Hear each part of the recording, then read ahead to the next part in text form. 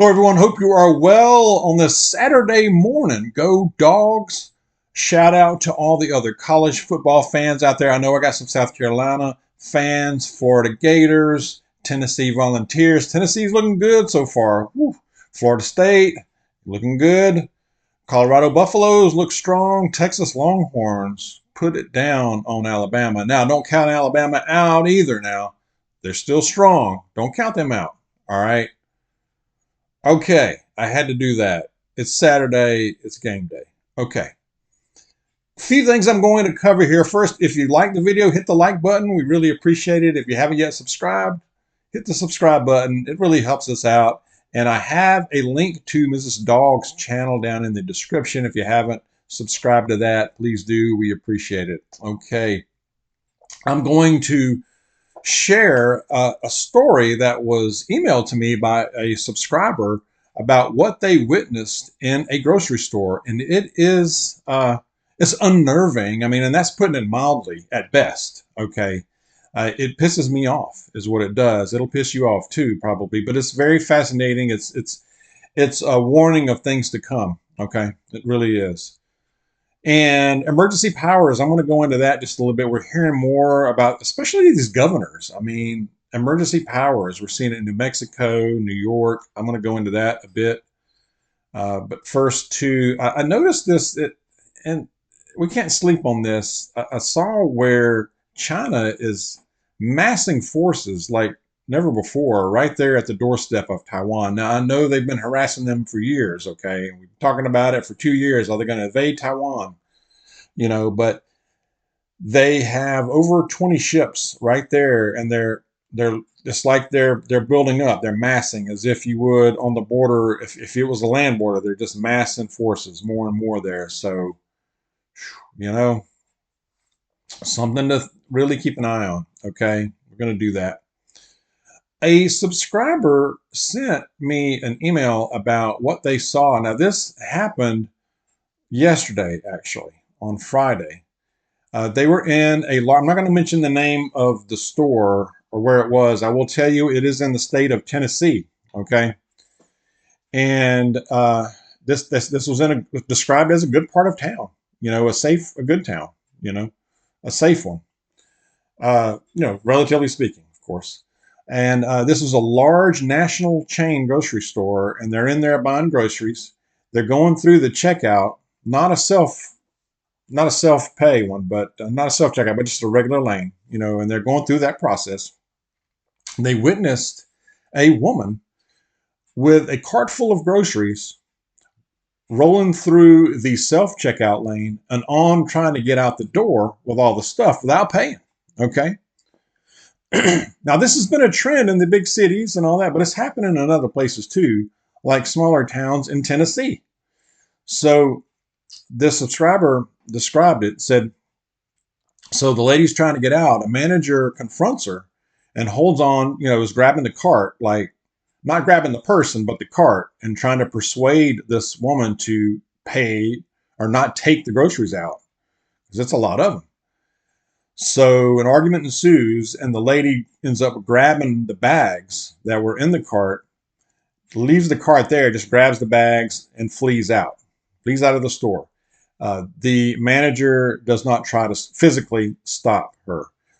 They are not supposed to put their lives in danger, blah, blah, blah. We know this has been going on in a lot of places, a lot of stores. Okay. So she's gone. She's fled out. Now, they noticed that in the tussle and the chaos, the lady had dropped her cell phone in the cart and left it there. She, lo and behold, comes back in the store and demands that the cell phone be returned to her.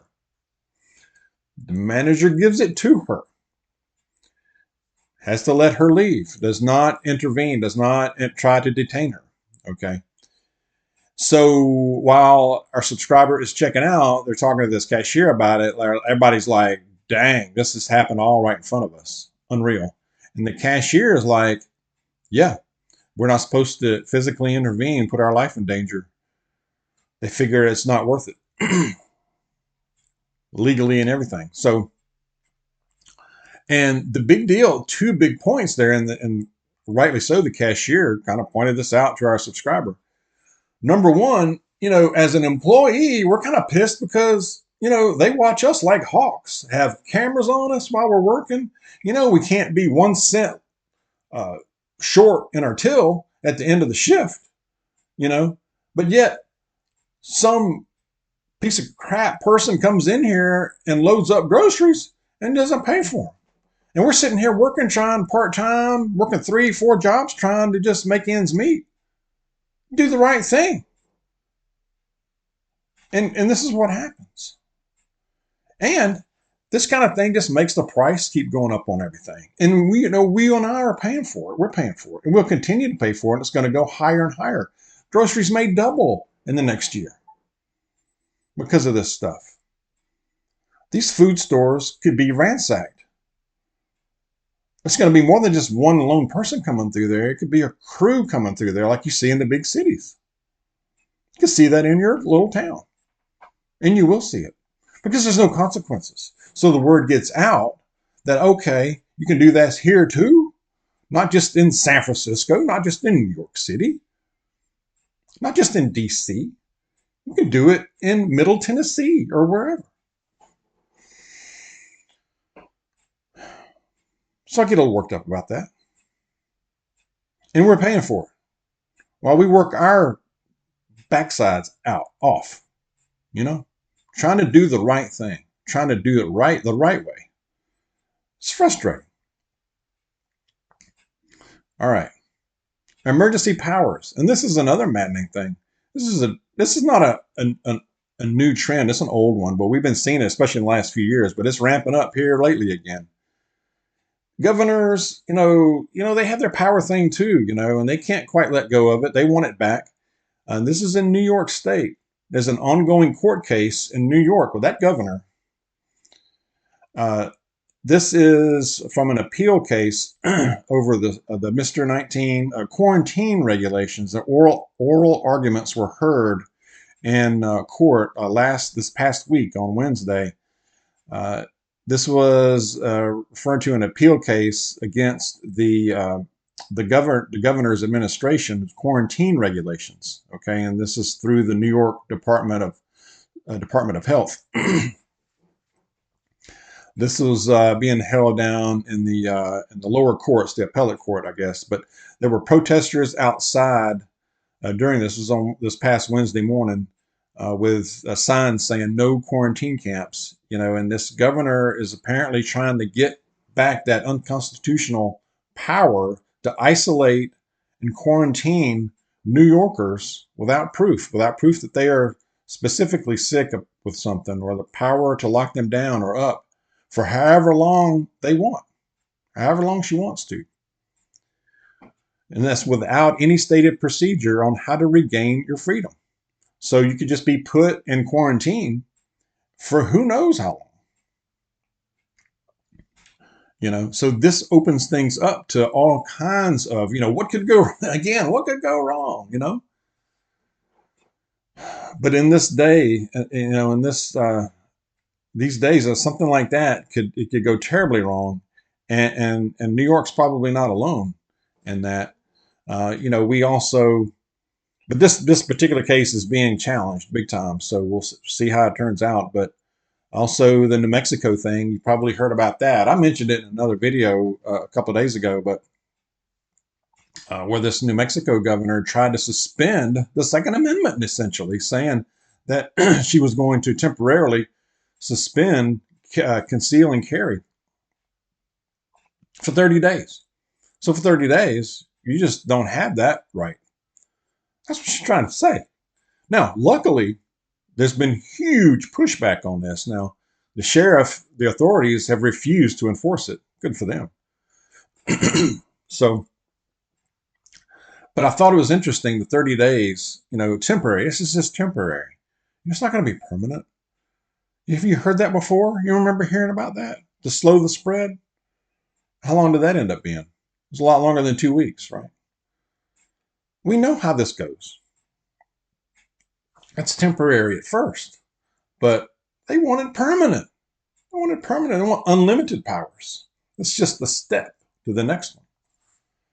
the next big push. What is the next? I think,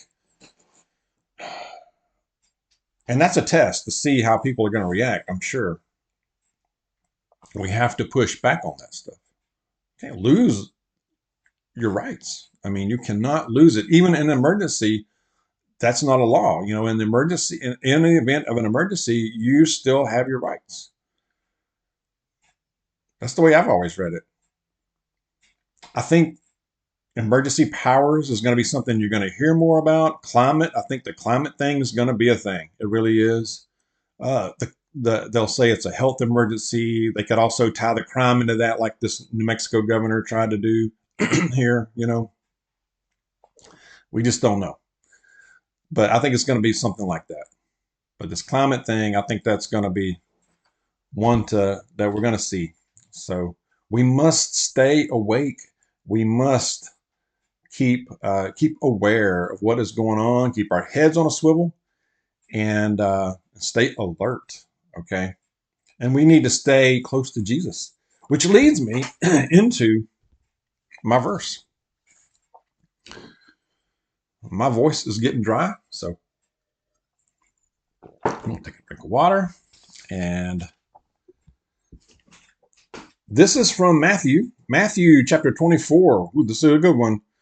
Verses 29 and 30. The coming of the Son of Man. Immediately after the tribulation of those days, the sun will be darkened, and the moon will not give its light, and the stars will fall from heaven, and the powers of the heavens will be shaken. Then will appear in heaven the sign of the Son of Man. And then all the tribes of earth will mourn, and they will see the Son of Man coming on the clouds of heaven with power and great glory. Amen. Amen. I'm ready. Come on. Share your thoughts. That just speaks for itself, doesn't it? Stay close to Jesus. Share your thoughts. Let's stay aware out there. Be safe. God bless you. I'll see you soon.